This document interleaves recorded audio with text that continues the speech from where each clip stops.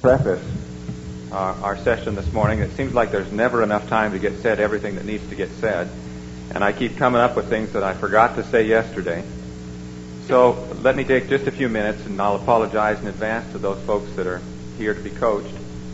My coaching's not worth that much anyway, so we'll just go ahead and talk, and you'll find that out as we get into the patter calling, because you folks are the experts in patter calling, and I can just deal with it as an outsider.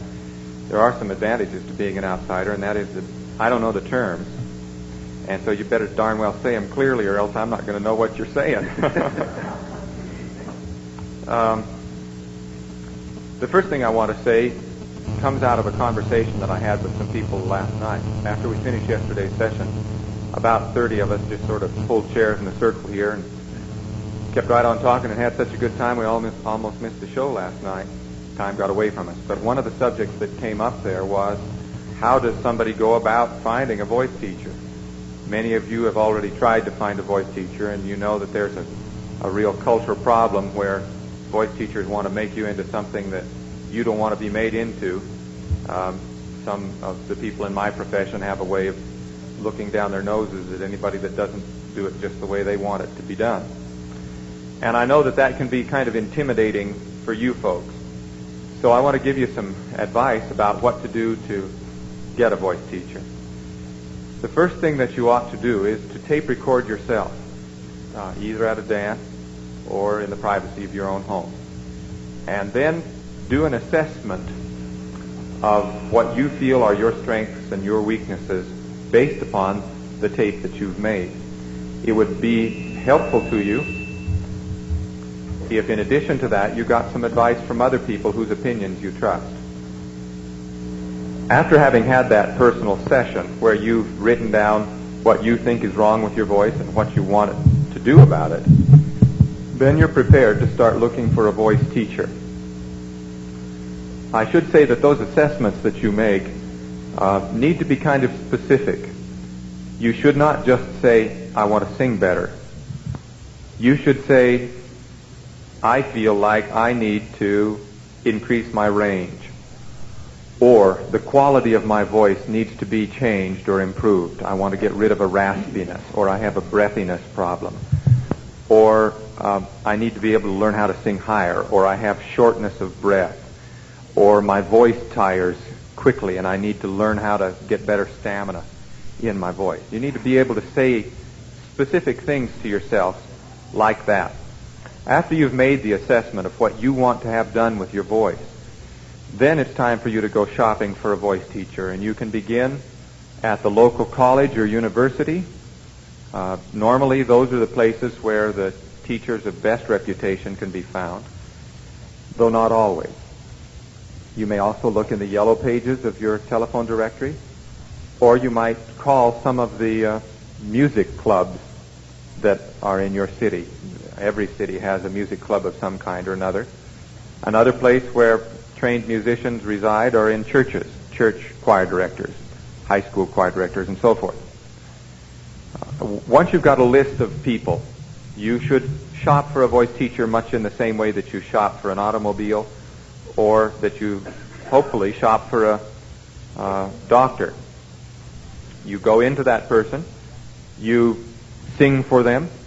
Preferably you should take your own music. You should take your own equipment, set it up, and sing for them so they know exactly what kind of music you're interested in doing. Then ask them to assess what they feel your voice needs to have done to it. And then compare that to the list that you've made. And if the list matches, then chances are you're going to have a successful match with your teacher. If the list doesn't match, or if the teacher refuses, or not refuses, but doesn't talk in such a clear way in words that you can understand, then I'd be a little bit suspicious of studying with that person. That person may very well know what they're talking about, but if they can't put it into terms that you can identify with and understand, then you're going to be wasting your money. And that may not be the teacher's fault, and it may not be your fault. It just may be a lack of compatibility. You've got to feel comfortable and safe in the hands of your voice teacher, because your voice teacher is going to require that you let down all of your barriers and so to speak, stand naked in front of him or her to deal with the voice. And a person's voice is a very private thing. It comes from the inside of them. And if you're insecure or frightened or threatened by your voice teacher, you're not going to be free enough to let your voice come out at its natural best. So I would shop 2 or 3 or 4 different places and then choose the best one for your needs. Depending on what you determine with your voice teacher is the problem, you can then decide whether it is that you need just a coach, in which case you'd only need to have a lesson every other week or once a month, or if there is some physical thing that you need to improve upon. For example, some of the things that I've talked about this session have been opening up the throat. Depending on how quickly you want to get that problem solved, you may want to take a lesson once a week or twice a week, or you may wish to take lessons once every 2 weeks or once a month. That's really up to you.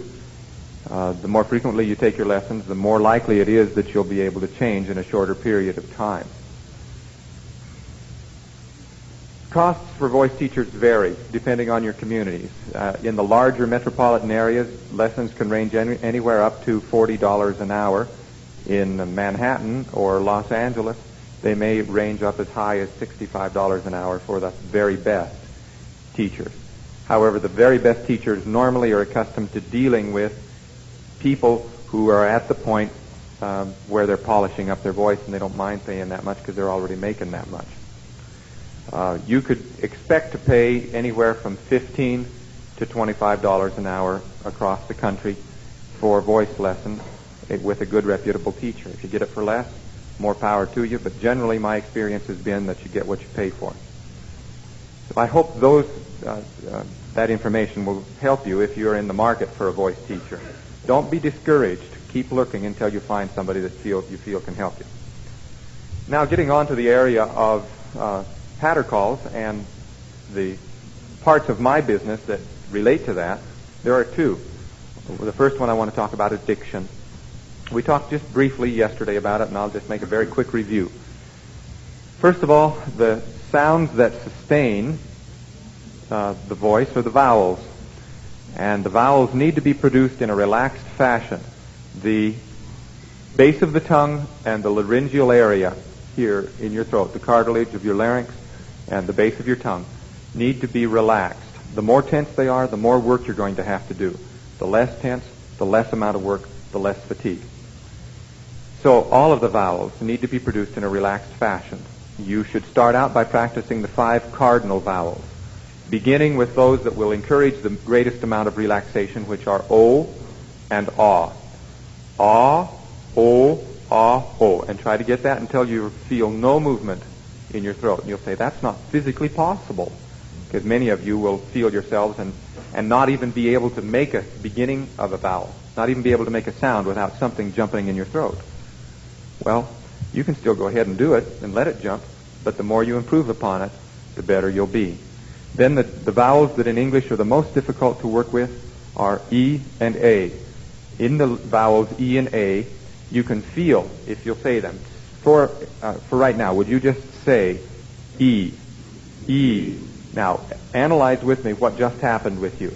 If you felt your tongue thicken and press out between your molars, then that's a symptom that you have tongue tension in the back of your mouth.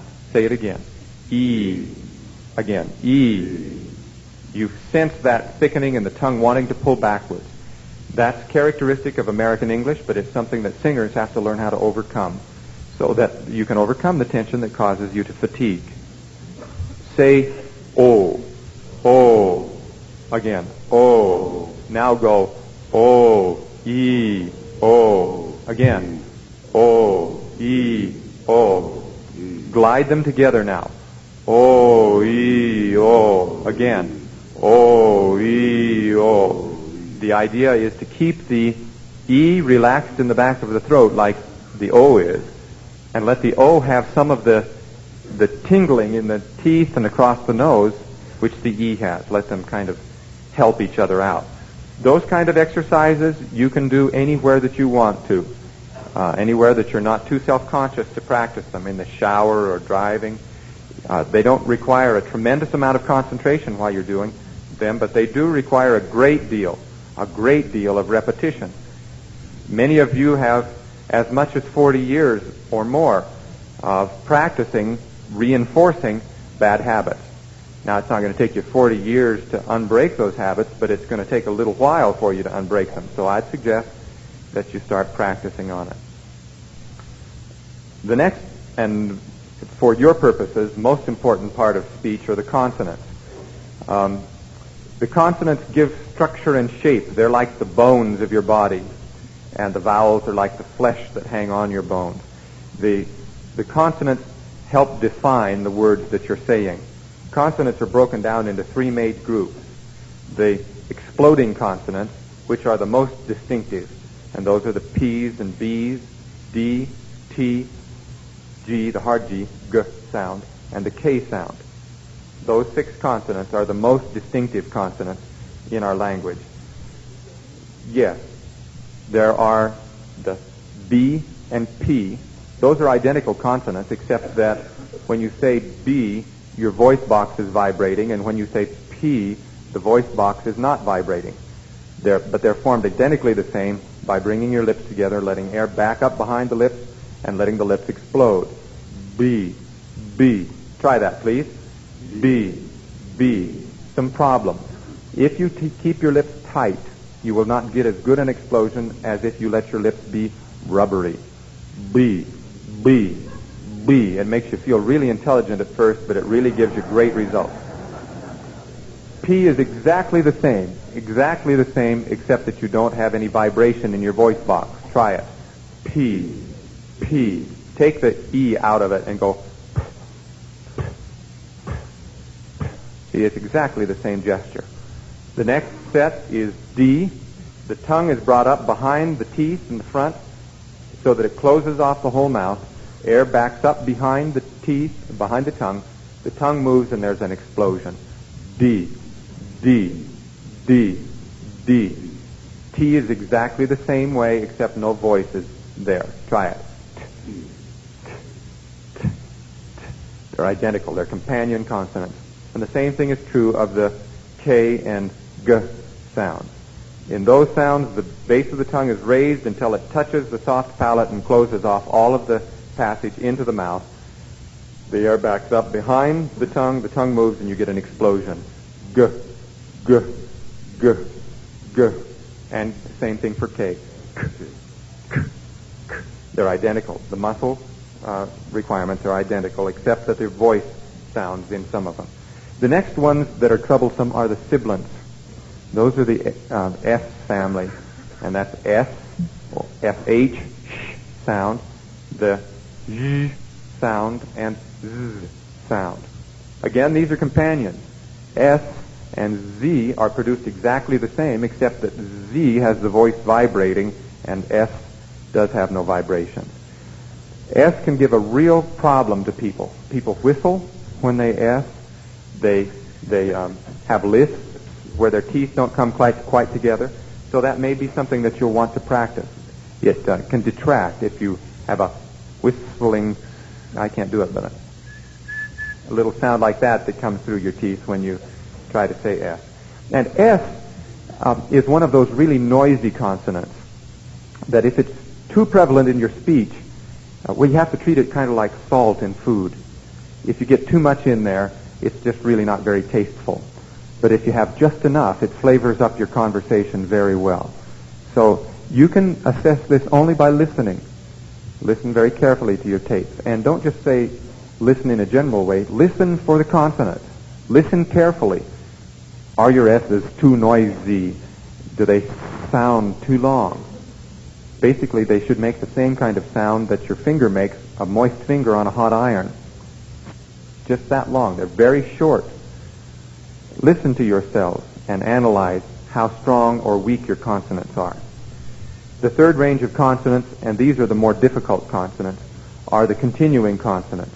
V, F, the TH sounds, V, the M's, N's, L's, and the NG sound, All of those are very, very important consonants, but they get slighted. Because they have to continue, most people don't give them the energy that they need all the way through, and so they disappear out of the conversation. Now, my conversation is very succinct and clear because I've practiced on it. As a matter of fact, last summer I have started to expand out into radio and television broadcasting, and I went over and they said, "You're too educated. Your voice is too clear." And so I had to go to school to become uneducated last summer. It cost me $250 to learn how to sound like I wasn't smart. So that on the radio and the television I wouldn't sound like I was some kind of professor. But those consonants are very, very important, and for most of you, you could stand to energize those very much more. Okay, I'll pass from that on to the next area, which I think is vital when you're talking about patter calling, and that is the subject of agogic accents. Agogic accents refer to the natural stresses of our normal speech patterns. If everyone were to talk the same without any stress accents at all, it would begin to sound very funny because all of the consonants and all of the syllables would be exactly the same. And after a while it would become very boring and no one would listen anymore. Our language is not that way. We have stressful syllables, and then we have unstressful syllables.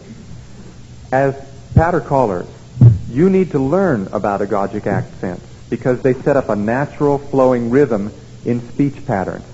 When a person reads poetry, for example, there is a natural stressing flow in the pattern of stresses and relaxation.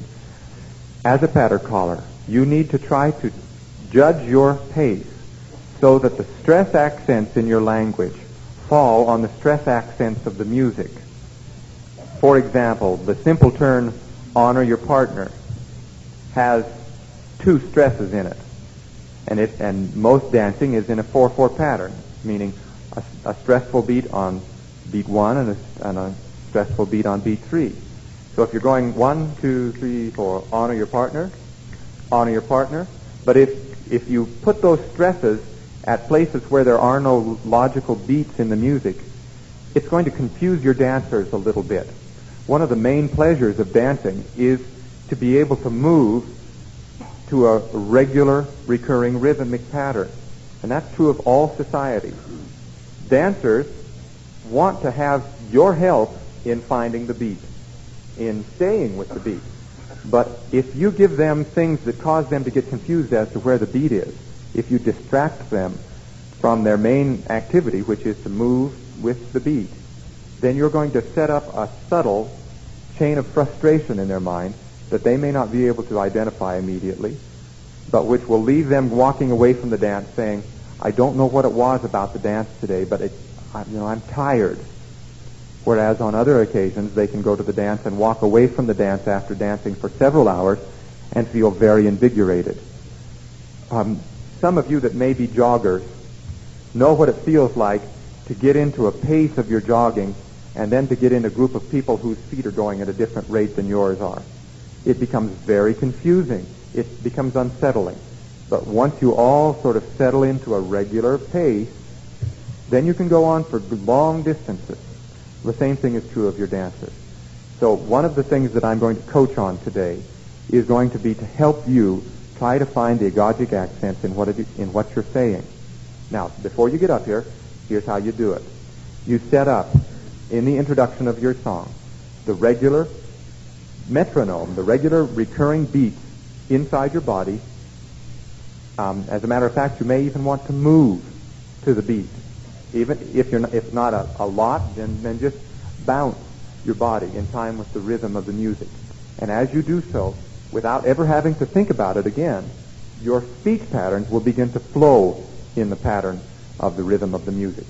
If, however, you stand stock still and if you let your mind wander to a number of other things, you'll find that your speech pattern will not match the pattern of the music. It is not a sophisticated skill. It is not something that you need to know a great deal about music to be able to respond to. It is simply something that if you let it start undulating inside your body, it will manifest itself in your speech patterns, and your calling will be more intelligible and easier to understand. Okay, I've blabbered on just about as long as I ought to. Let us now go ahead with some coaching. I want to be sure to save just a few seconds at the end of the hour, so it looks like we have about an hour's worth of coaching. So let's just jump right in. Kathy Chapman, are you in here? Here's your back.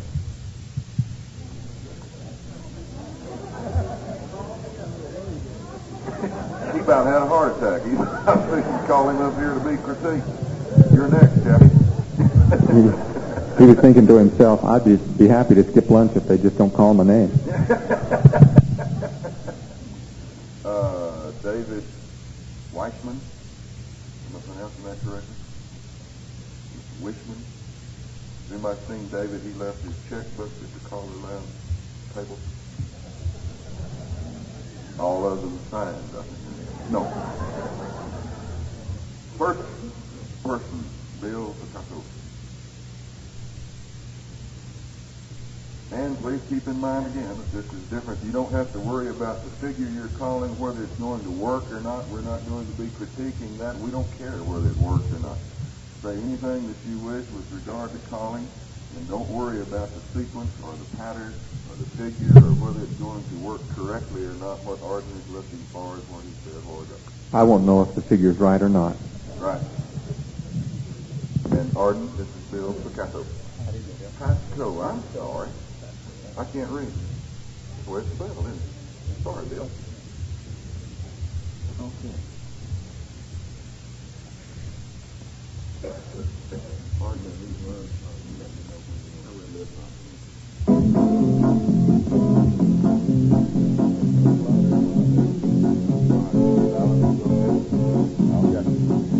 Okay, let's bow to the partner. See in the corner strong. Join hands, circle to the left, go round the hill. You're gonna circle to the left, around the left, do an element on the left, come back. Do a right or left, grand, slide on the left, around to go. You're gonna meet that girl and promenade to go round the ring and get on home, go round. When you get back home and now head pair, walk up to the middle and back. Square two and I gotta get 4 hands around to go. Get around that corner with a do-side-do. Make an ocean wave and now swing through. Come a 2x2 and boy run around and go. That's a very fine example of a Gogic accent. He really did stay with it.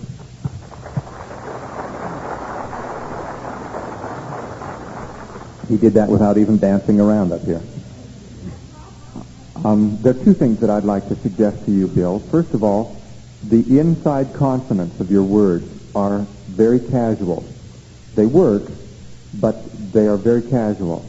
I was thinking about the V's and the P's, not the P's so much, the V's, the L's, the TH's, those sounds that I mentioned in that second group of consonants.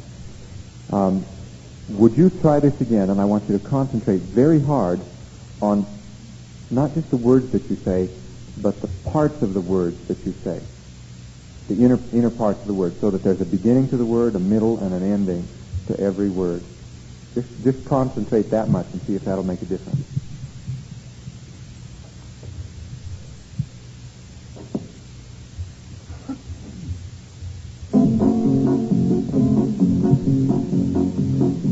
Head turn, walk up to the middle and back.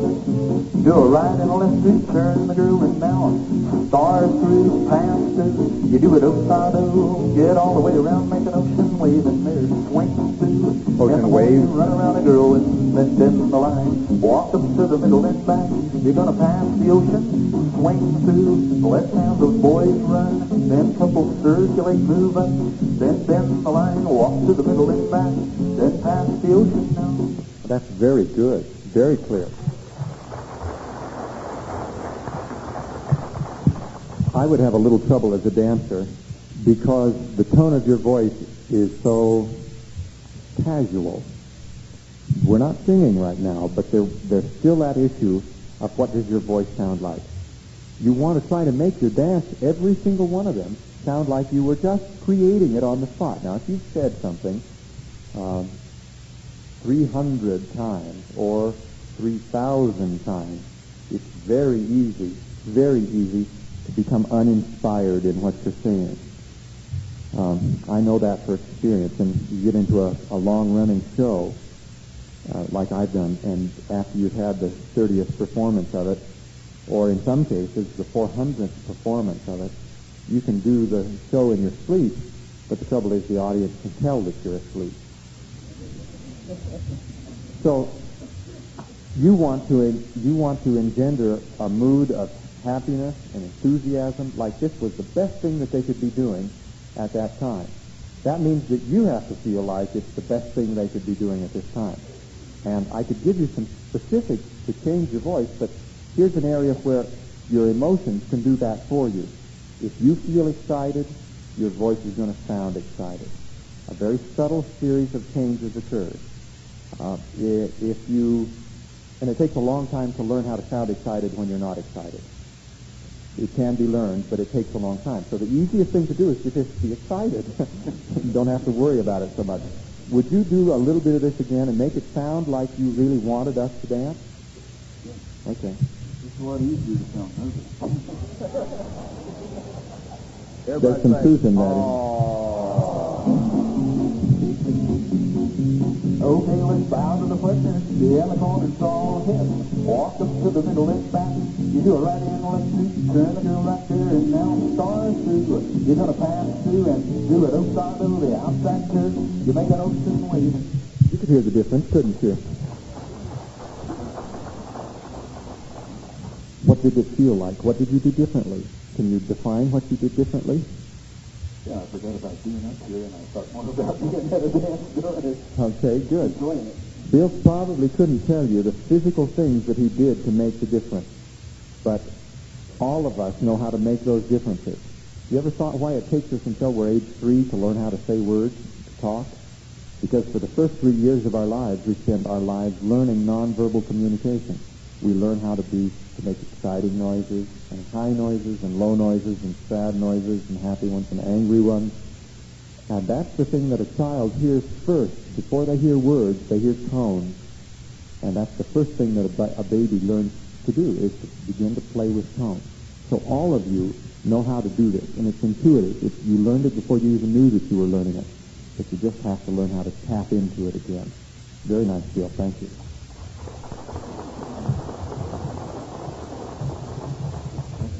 Dave?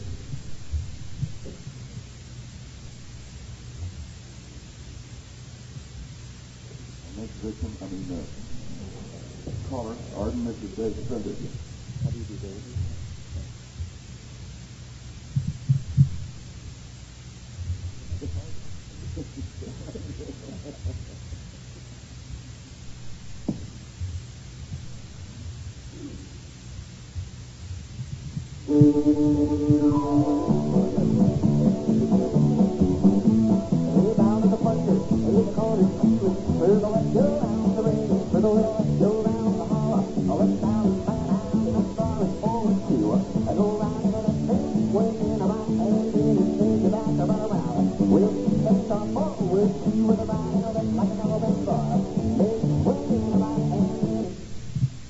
That was slick, wasn't it?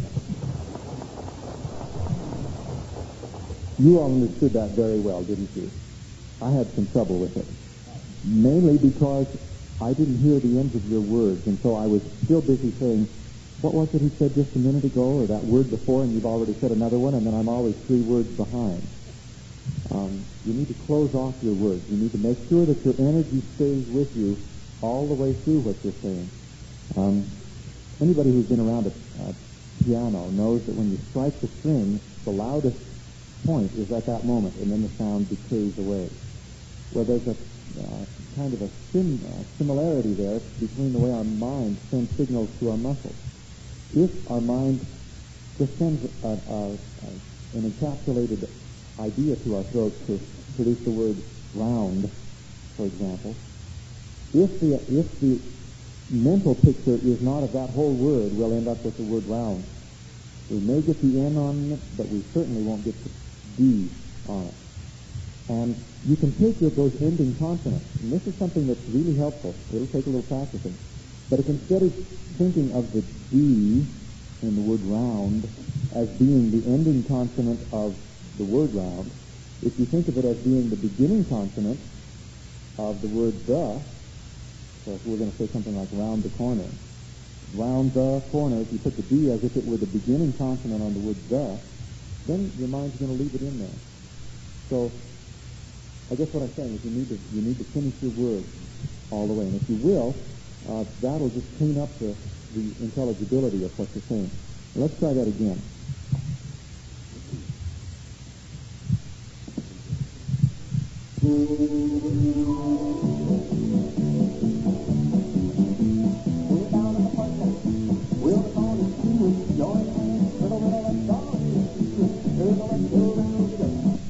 How many of you heard the ending of the word hand? See, when words go by, we're so accustomed to saying it. You're so accustomed to saying that pattern that you're not saying words anymore. You don't see single words in your mind anymore. You see groups of 5 or 6 or 7 words at a time. And so your mind is kind of coasting. And Dave's not alone in this. This is a very frequent occurrence, not just in calling. It occurs everywhere where there's memorized dialogue. It occurs with Catholic priests who have to recite Mass. Okay? So, concentrate on individual words in your mind. It'll make you have to think a little harder.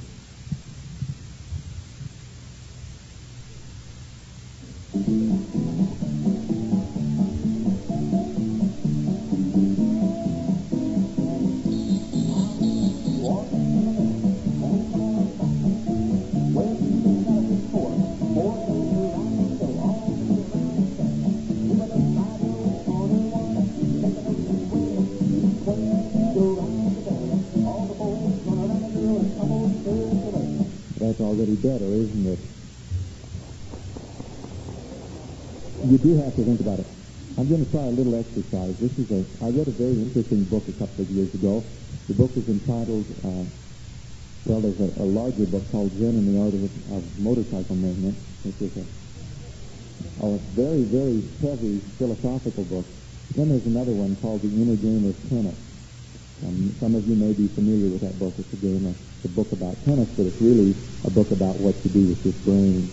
And one of the things that the author suggests is that you have to force yourself to begin to think about details in order to free your mind, to give your conscious mind something to concentrate on. So I'm going to give you all something to concentrate on.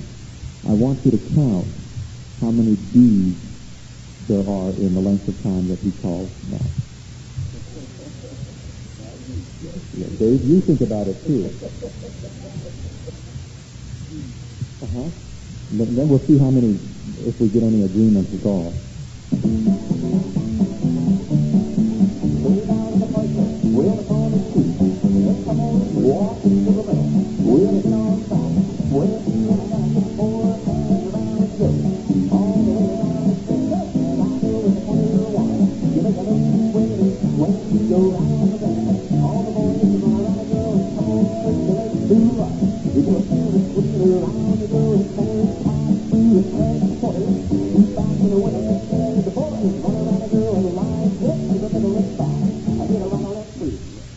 How many D's were there?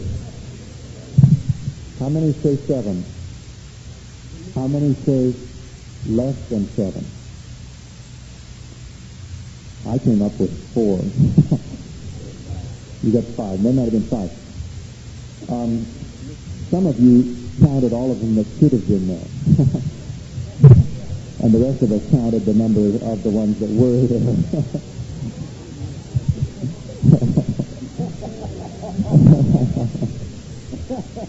You see how hard it is to concentrate on the details when you've got something memorized?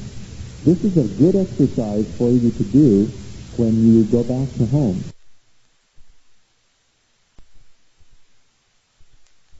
Tape record yourselves and choose any letter of the alphabet that you want to, any sound that you make, and say how many of them are there. Try to think about it as you're doing it, and then try to count how many there are. And then it's helpful to then either write out the words, or sometimes the words come printed, count up how many there ought to be, and see if you've got all of them in there.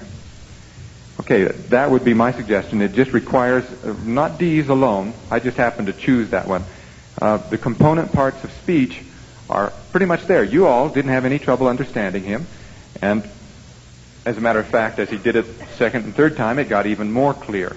However, it can always be improved upon. The more clear you are, the better your dancers are going to have a chance. Now, some of your dancers are going to be just as ignorant as I am and need every bit of help that they can get.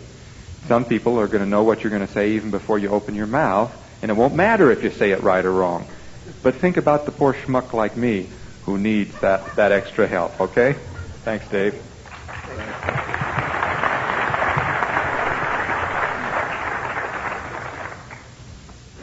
You'll be walking around all day. Round. Arden, this is Francis Zeller. How do you do, Francis? Sure.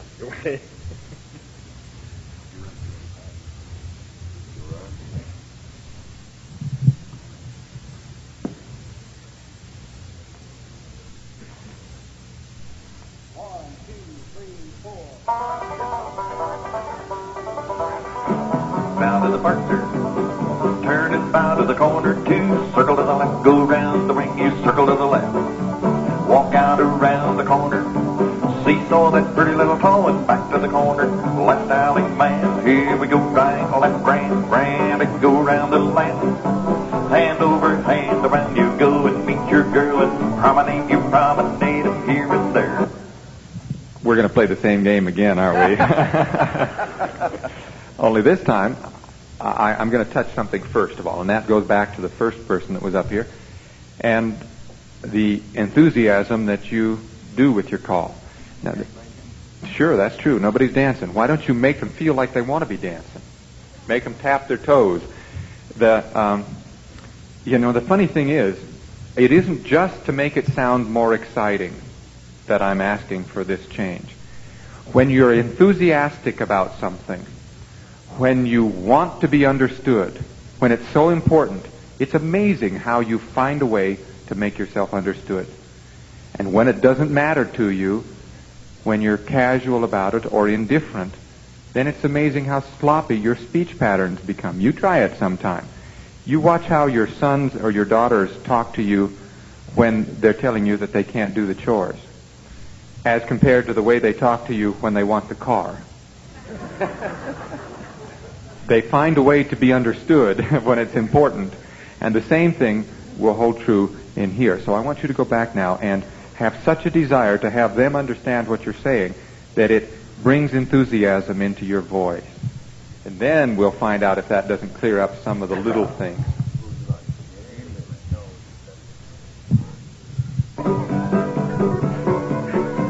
Hey, bow to the partner, corner two, circle, let's go, lickety-scoo, just circle to the left.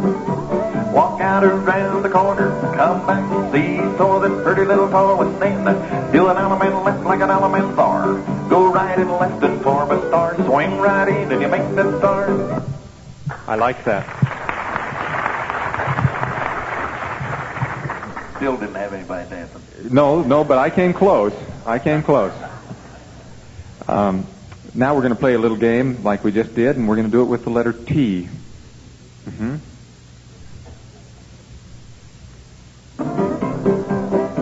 T as in trouble. Now hands, move up to the middle and back.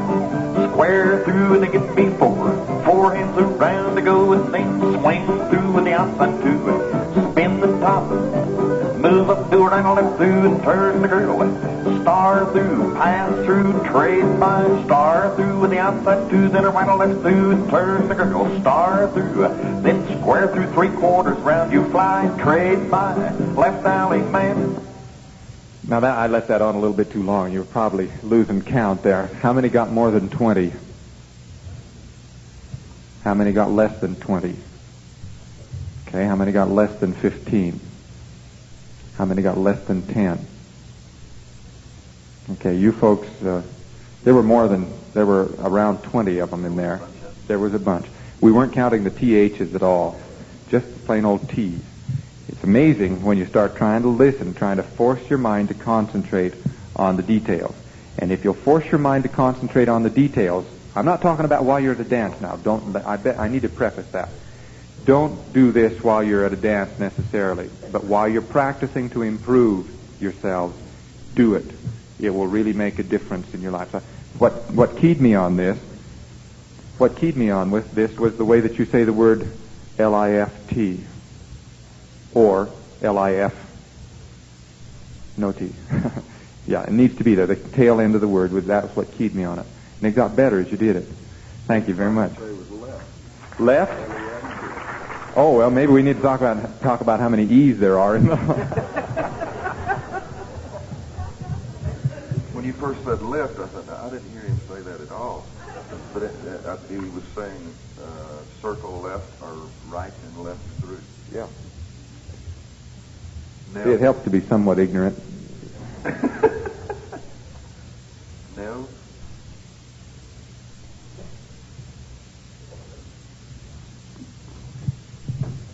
Arden, this is Nell McLaughlin from Australia. Glad to know you, Nell.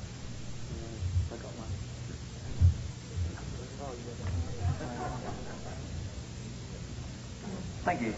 Anybody else cold? Must be just me nervous. Funny how the blood won't flow when you're nervous.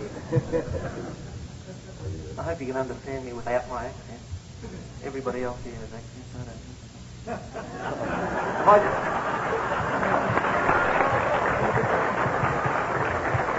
Haven't I just got a plain voice and it's all you people with the accent? I tape recorded some people talking and myself yesterday and I played it back and it still sounded the same. My voice is plain and everybody else's has got an accent. We didn't ask you to make a speech, just call.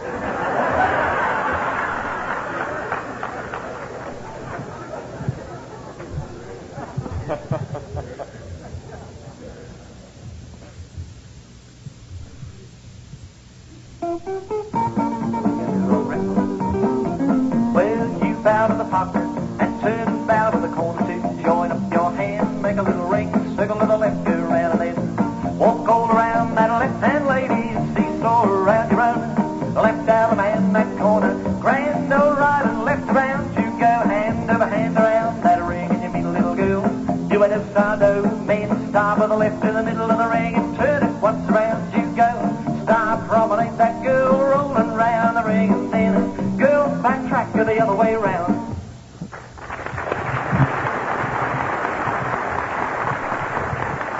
Well, Nev, that's going to be very difficult to critique because it was so easy to understand since there was no accent there.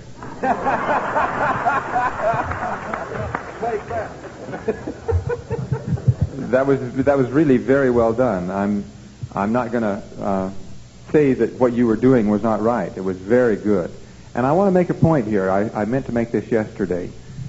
No one that has been up here has done a bad job at all. Every person that has been up here has done an exceedingly good job. There are always little things that can be used to improve upon, and I don't want to ever leave the impression with any of you that have been up here that, oh gosh, I'm just so bad, I can't do it. You can. You could go away and never do a thing that I talked about and still do very, very well. All that we're about right here is taking something that is very good and looking for ways to improve upon it. You're building me up for that, Hannah. No, I'm not. I went all the way through my little checklist. Your sense of agogic accents was clear. It was very easy to follow. There was no interruption there. Basically, your consonants were clear. The tail end consonants were a little bit sloppy, but less so than the other folks that have been up here this morning.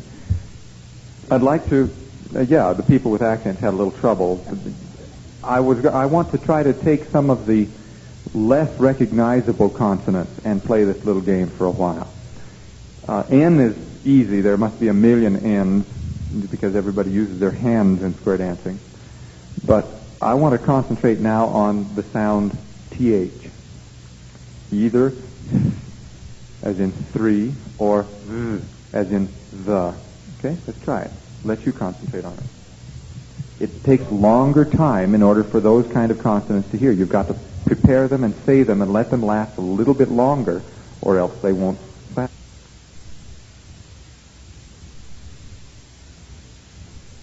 Because you were doing it badly, just because I didn't want to look foolish to not have anything to say in front of these folks. It was very well done. That's very good, man. Nell, thank you. Have a safe trip home. Don't come back.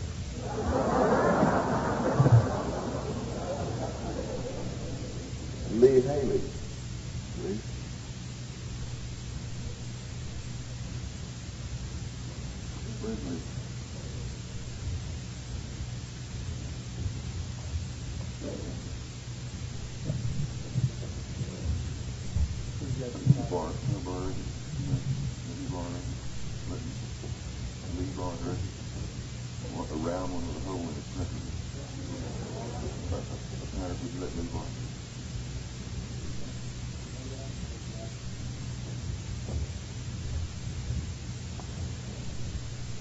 Arden, this is Lee Haley.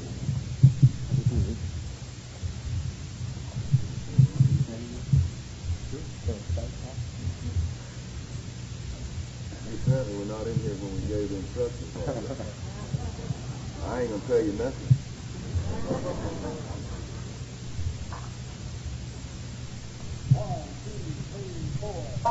So far, so good.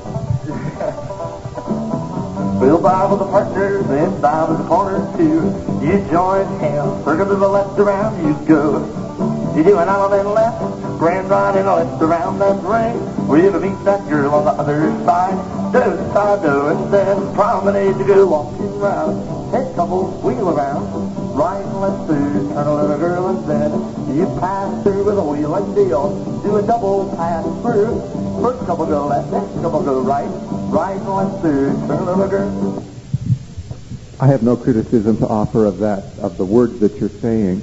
I would like to ask you to relax a little bit, if that's physically possible. Can you hear the level of tension in his voice, the anxiety in his voice? And that'll transfer on to a number of other folks when they're out there dancing. You'll be amazed how fast they can get around that square when their nerves start to get after them.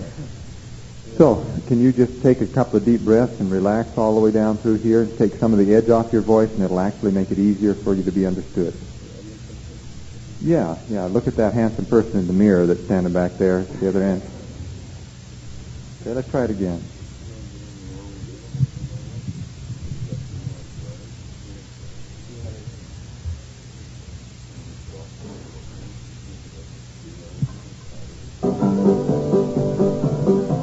Walk all around that corner, ladies, seesaw the pretty little top.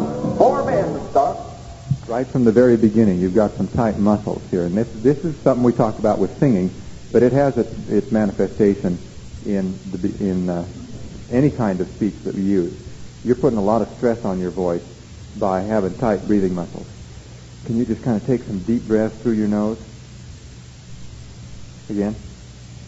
There you go. Now let your breath keep flowing, and it'll slow you down a little bit. There's some anxiety in there that keeps you from being able to relax into the call. Let's try it again. You're doing a pretty good job. I wish I could be held up as tall as you are. 4 men start by the right, 1 time to go round to go. Turn your partner by the left, full turn around. Men start by the right 1 more time. Half partner by now and then left. Is there some overloading on the microphone this morning? It may be a little close. It may be terribly directional. You see the angle that I'm holding my microphone at? That's right straight out of my mouth. Now I've got it at 45-degree angle. It takes a little bit of the sting off of it, but still leaves it pretty directional. How far away do I have my mic from my mouth? 2 fingers worth or so? Yours is right on your lips, isn't it? Is there a good reason for that? Kind of, you'd lay that ledge right on your lip and you never have to lose it. You could even take your hands away and use both hands to gesture with.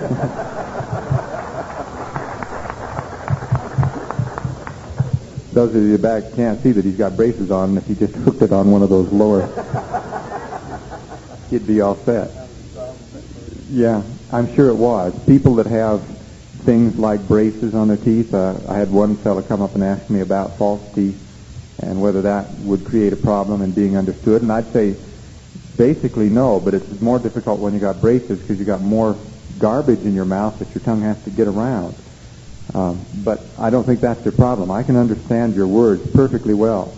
There is an edge on his voice that I'd like to see if we get rid of. And I want to do some of the same sort of stuff that we did yesterday with the singers. Would you do this for me? Rounder and relaxed. Doesn't have to be high. It can be down low.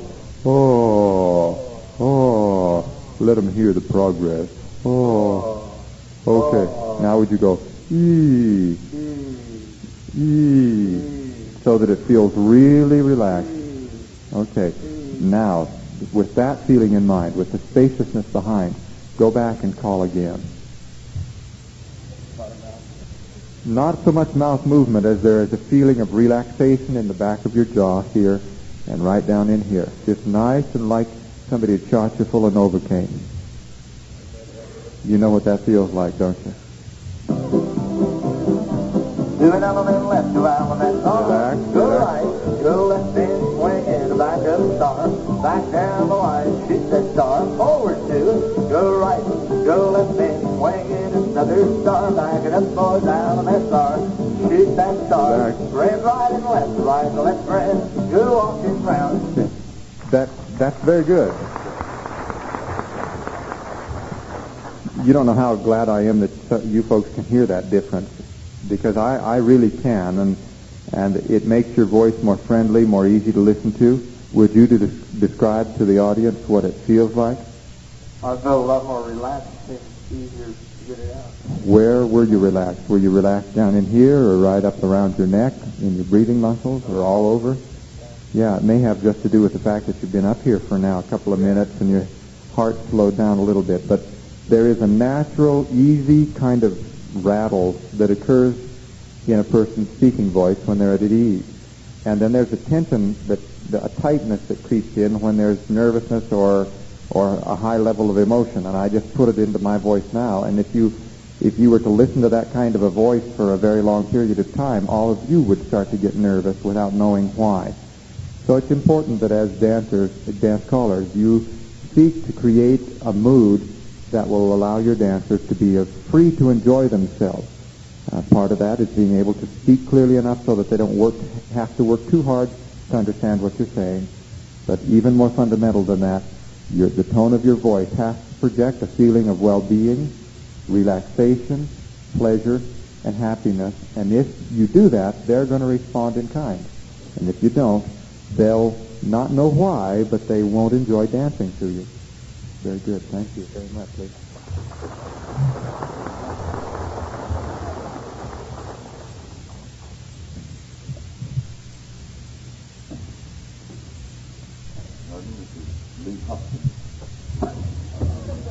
How are you, Lee? I can't believe that I have to call Pat and not worry about where the corners are. That's terrific. Very good.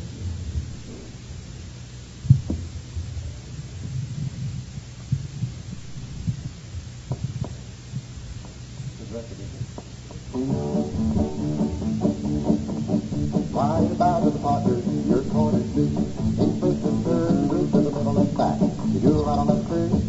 Well, let's roll that girl a hand back day. Bring forward to a turning two. Now the boys you run to the right. Hey, you're ready to pass it. Swing through with the outside two. Boy, you run right around that curve and bend the line. You go quick to the middle and come on back. Okay, that's very good in the middle of that, isn't it? But there's a lot of so-called nasal resonance. Those that were here yesterday know that nasal resonance isn't nasal resonance, but that's the way it sounds, right? In other words, there's a lot of presence of vibrations or so on around through the nose and the high cheekbone, and not very much happening in your mouth. It's like the sound comes up out of your throat and goes immediately up into the nasal passages and not into the mouth. As a result of that, it makes it very difficult for your words to be understood. This is true of classical singers, especially female classical singers, who try to get a whole bunch of this so-called masked resonance, and as a result, they don't get enough sound coming in through their mouth to be able to articulate the different words. I mean, how do you say a P when the sound's already up in your nose? You can't pinch your nostrils or something like that. That's a little bit of the problem that you have right now. Could you think about sending 80% or so of the air column into your mouth? Just go through that mental process, and we'll have you call just a short bit and see if that helps. Right down to the corner, your corner two. 1 and 3, you square 2, you get about 4. Then 4 go around that side of the good girl. Oh, you do a lot of that too, and turn the girl now, hold that girl, have that thing. Was there any change there? Could you hear anything? It was very subtle, just a little bit. Now let's work at it a little bit more. Let's pretend that instead of having a 1/4 inch between your molars, you had 1/2 inch or more. In other words, that your mouth has to open a little bit wider right in here. Many people, particularly, and I don't know if this is true of you, Lee, but many people who have anxiety hold that anxiety in tension in their jaw. The muscle that you chew with clenches so that you find that your molars are clenched together tightly. The muscle then in the jaw becomes somewhat muscle-bound so that it won't be flexible to open up anymore. And as I say, I'm not sure that's true of you, Lee, but you don't open your mouth much, so that's an indication that something's trained to keep your mouth closed. So let's try to undo that and give a little more space so that your tongue has more room to move in to say the words that you want said.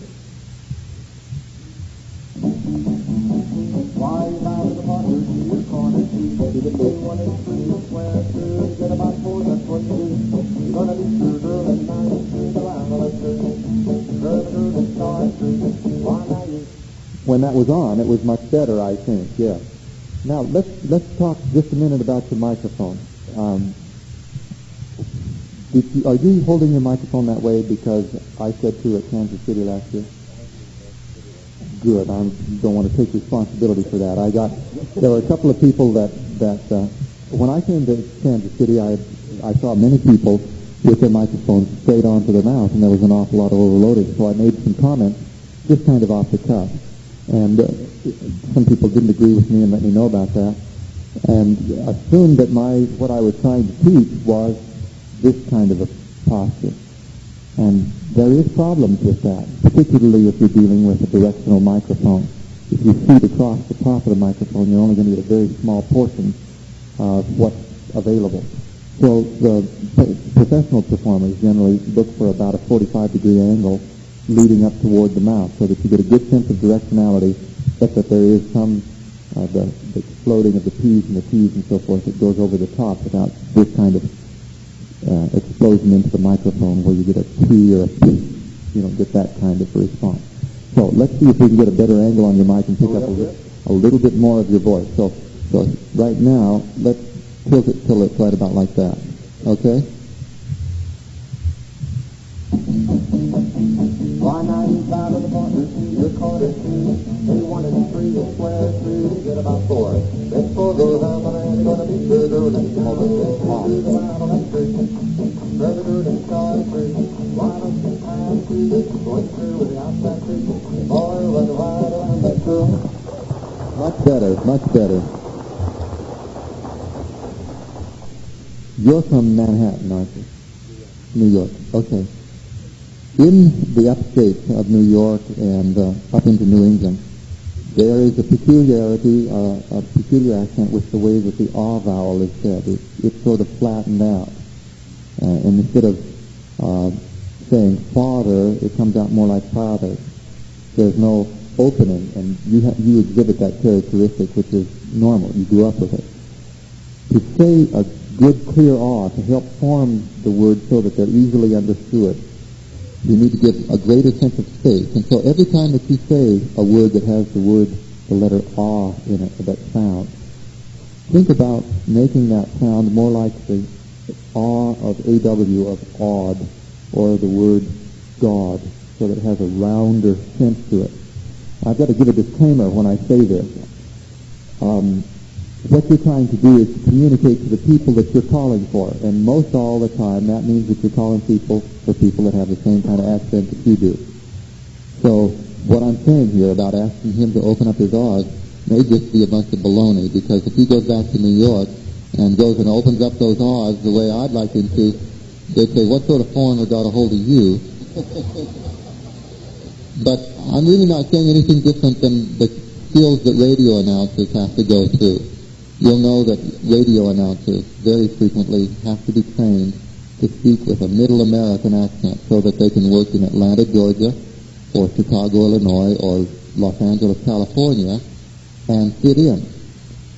Popular radio stations, easy listening, and so forth.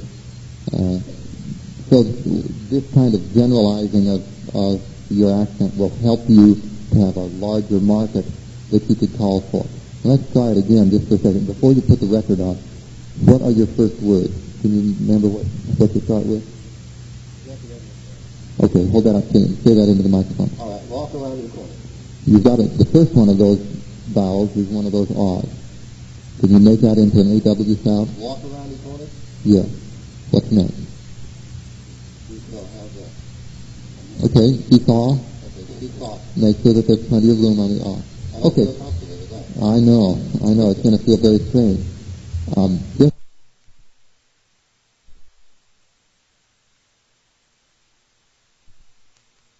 for the heck of it, let's put the record on to see what it does. Hey, walk all around that corner, girl, and now seesaw you, honey. Oh, go back to the corner, left down and man, the do left hand. You better walk right into my left grand. Hand over hand, you go down, beach, girl, and promenade. You're gonna 2 by 2, go here and there, the first and third, square through. That's going to take some practice. Basically, what you want to try to feel, all of you, on the inside of your mouth, is a tallness. That instead of your vowels coming out with a horizontal flatness like this, you want to have a sense of being very tall inside the roof of your mouth. And when you do, you'll have the space for your tongue to move around in. Thank you, Lee, very much.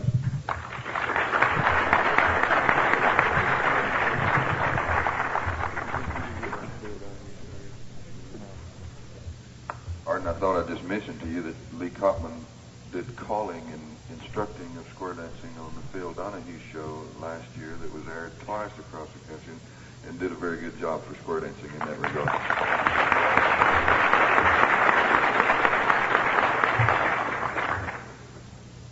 Mark?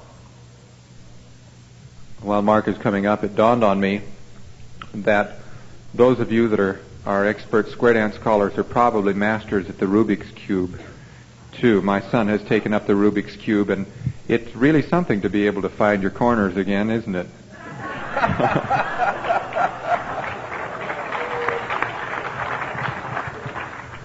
Might be one way to keep up with it. While you're driving in the car, just take out your Rubik's Cubes and see if you can get them all messed up and get back home again. And you only have 4 counts to do it in. Mark Nichols. Yeah, all right. Go ahead. 1, 2.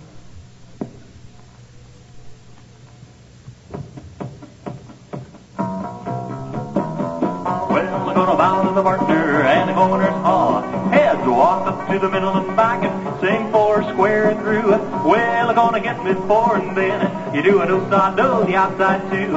One time around you do and then... Now, Mark exhibits something that I expected I'd hear before now. He's the first one that's done it. And it's a kind of an arbitrary changing of pitches that have nothing to do with what you're trying to say. It's a means of getting variety into the pitch so that it doesn't become monotone. But if you go 2 by 2, there's no reason for that because it doesn't match what you're trying to say. If you say 2 by 2, I'm not saying you shouldn't have variety, but when you arbitrarily throw the pitches high or low, that's just one more piece of information that your dancers have to sort through to get the information that you're trying to give. Don't misunderstand me. I'm not saying to cut it out altogether. I'm just saying put it in where it's going to help the understanding of what you're saying instead of getting in the middle and in the way of what you're saying. Now, can you go through that again, and we'll kind of pick it apart one by one? Each time that happens, where one of those quick shifts in pitch happens, and it happens at a place where it doesn't enhance, I'm just going to stick my hand up in the air, and then we'll try to go back and recapture them, okay? Yeah. Then you want me to go ahead and interject it where I think it's Sure. acceptable.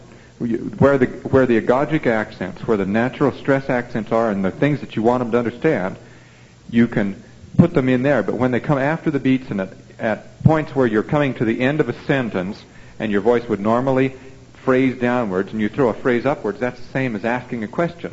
And it throws nonverbal information at your dancers that they have to sift through before they can really figure out what it is that you're trying to say.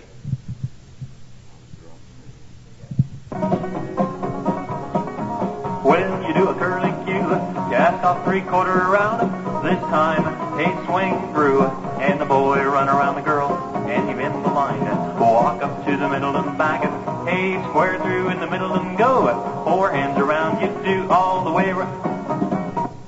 There, I only heard 3 of them where he started out, there was the word walk at the beginning of a sentence. But instead of saying walk, you went walk. That's giving it's not a big deal. I mean, they're going to be able to sift through that, I think, pretty well. But if you went walk or, well, I don't know enough about it to be able to give you a good example of it. There were twice at the end of the sentence where he inflected upwards to make it sound like a question, when it wasn't a question, it was a statement. Let's try it again. You may have to just once monotone it to get to the point where we can get back to ground zero and see where that takes us.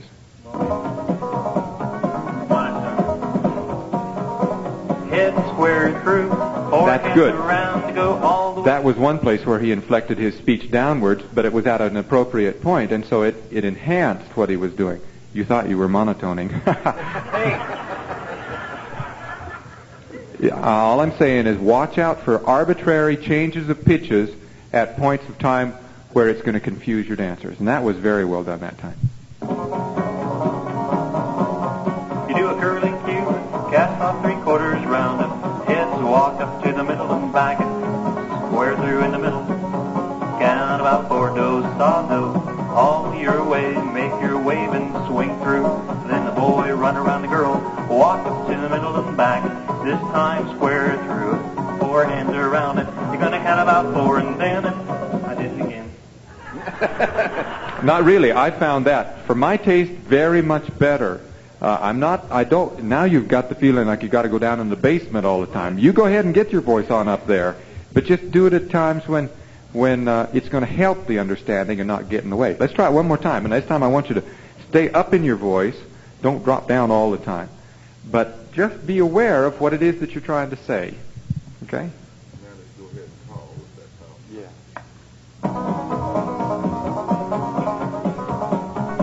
Heads leap to the right, and you circle up 4. Burst right out and make a line of 4. Walk into the middle and back. This time do the right, let's do it. Hey, turn the girl, then star through, then dive through, a square through, 3/4 round and find the corner, left Allemande. Here we go with the right and left grand, grand old right and a left go round it, and was there different? All it did, you had plenty of pitch variety in there. There was, nowhere near monotone. You didn't it wasn't necessary for you to throw in those little extras that didn't add to what you were doing. I found that delivery much cleaner, much easier to understand, and actually having more variety than the other way. Yeah. Yeah, the other one was kind of and this one had a lot of variety to it. So I thought you did very well on that. Thank you, Mark.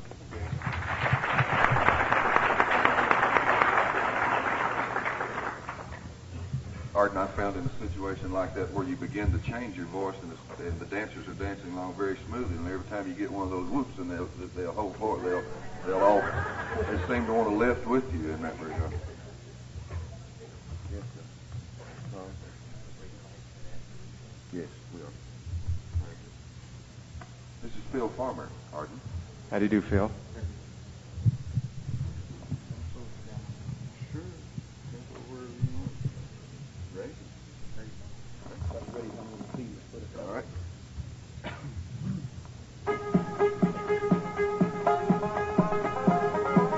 Bow to the partner, bow down to the corner, to the head square through. 4 hand around, you're gonna go, and then just right to the corner. What time to make that wave swing through when you get there now? Boys, you run around and girl, I'm in your line. You whip to the middle and back. Go right and left through, you're gonna turn that girl around. I find, Phil, that you're actually concentrating more on the sung sounds than you were on the communication. Did you folks share that opinion? I found it difficult to understand what you were saying. That's my ignorance to begin with. but it's also that you were throwing up so much information, pitch information, that it didn't leave me the time to sort through that to get to what it was you were saying. Can I ask you to monotone just a little more, to take some of the pitch variance out of it and concentrate on making the pitch variance come at a time when you're trying to give important information, so that the Gogic accents match the musical accents, match the pitch changes. Just hang on just a second. In musical parlance, in musical terminology, there are a variety of different kinds of accents. There are durational accents, how long you hold something out. There are pitch accents. Every time you make a leap upwards or downwards, that creates an accent. It draws attention to itself. And there are agogic accents that come from the natural stresses of the words. And in music, that's also the stresses of 1, 2, 3, 4, and so forth. When you get those accents and you mix them up so that they don't match, that creates a musically complex sound that takes a long time to sort through. Classical musicians like to do that. And that's one of the reasons why many people have a hard time approaching classical music, because there's so much information being given out by the composer that it's hard to sort through it, and the listener has to work too hard. That's one of the reasons why people enjoy listening to popular music. The reason is that all of those kind of accents are inclined to string together closer so that there aren't so many demands made upon the listener. So what you're doing right now, Phil, is treating your call like a classical composer would, throwing lots of information at them that they have to sort through, and it makes them have to work a little harder.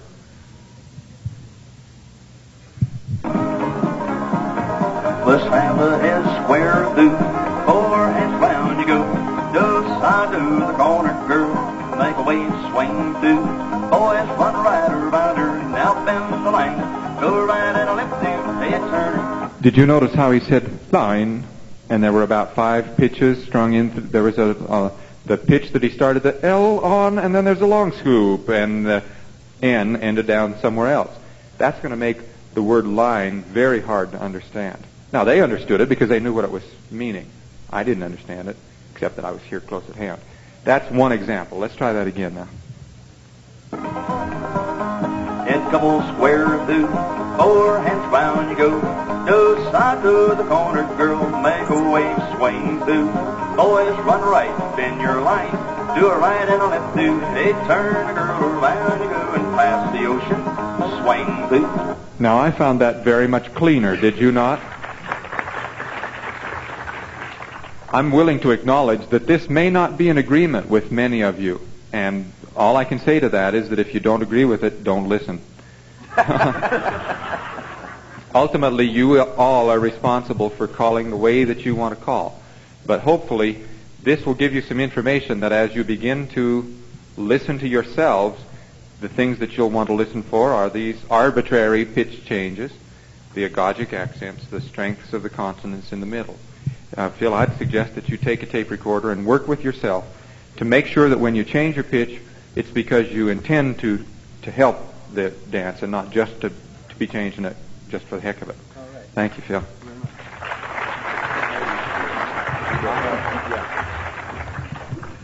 I apologize to the other 3 that we have on the list that we didn't get to you this morning. Arden needs just a little bit of time to wrap up, and maybe someone would have a question. Now, we can't take too long because, as you know, Arden and Lorraine are entertaining us at lunch, and we don't want them to miss lunch or whatever they need to do while we're entertaining ourselves. So we'll let him wrap up.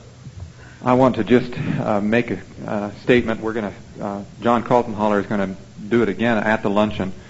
But during the summer of 1982, I'm going to be spending a little bit of time in and around Atlanta and North Florida, South Carolina area. If there are any of you folks here that would be interested in having me come to do a workshop with your associations in that area, I'd like to have a chance to visit with you to see if we can make an itinerary. During the summer of 1983, during the month of June and the first part of July, I'm going to make a swing from Fort Worth out through Albuquerque to Southern California, up to Northern California, across through to Salt Lake and Denver, and then back home. And it's a means of letting my kids see the Grand Canyon and the redwoods and so forth, kind of make it a family vacation along the way. Well, maybe I can make it. I have never been to Washington, and I'd love to. If you got the money, he might find the time. Yeah. At any rate, I have talked to a few folks from the San Francisco area and from Southern Cal, and from Salt Lake and from Denver. But if there's anybody here from Albuquerque or along the Route 66 route, or in the midway between San Diego and Los Angeles, who would like to make a booking in there, I'd be happy to visit with you. Since I don't know you and don't know your associations very well, I just want to make this kind of an announcement, and I'll have John do it again when we've got more folks there. Let me say that it has been a real pleasure for me to visit with you. Let me compliment you again on the quickness of your reception of my ideas and your ability to apply them. I think every one of the people that's been up here has exhibited a great deal of courage and also a great deal of talent. I applaud all of you for the quality of your work and also your determination to improve upon your work. It's been a real inspiration and pleasure for me, and now we get to go to the point where I have the most fun, and that is to get a chance to entertain for you folks over the line.